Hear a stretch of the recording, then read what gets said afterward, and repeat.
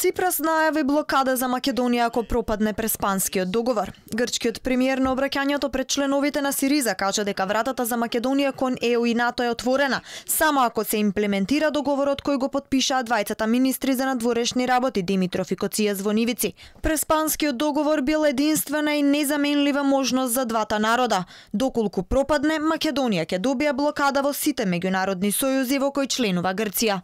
Ако нашите соседи го отфрлат овој договор преку процесите кои што се целосно започетување и предвидени од нивниот устав, ќе треба да знаат, и морам да го кажам тоа искрено, дека нема да има алтернативни решенија за нивни влез во Европската унија или во други меѓународни организации во кои сакаат да се зачленат, или веројатно во одбранбени сојузи и соработки во кои Грција учествува или ќе учествува. Грција нема да дозволи, нема да прифати влез на соседната земја во НАТО, во Европската унија или во друга меѓународна организација, или во било кој друг состав на безбедносна соработка со уставното име што ќе биде Република Македонија. И високата представничка за безбедносна и надворешна политика на ЕУ Федерика Могерини, која присуствуваше на самото потпишување на договорот, денеска на само еден ден пред фазата гласање за промена на уставот, со порака. Позицијата на ЕУ била јасна, силна поддршка за Преспанскиот договор. Нашата позиција е јасна. Европската унија целосно го поддржува постигнатиот договор.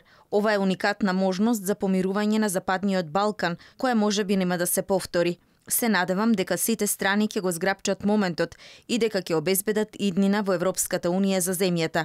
Иднина која цела нација се надева со години да стане реалност. Утре во собранието пред народните избраници на маса ќе бидат ставени уставните измени.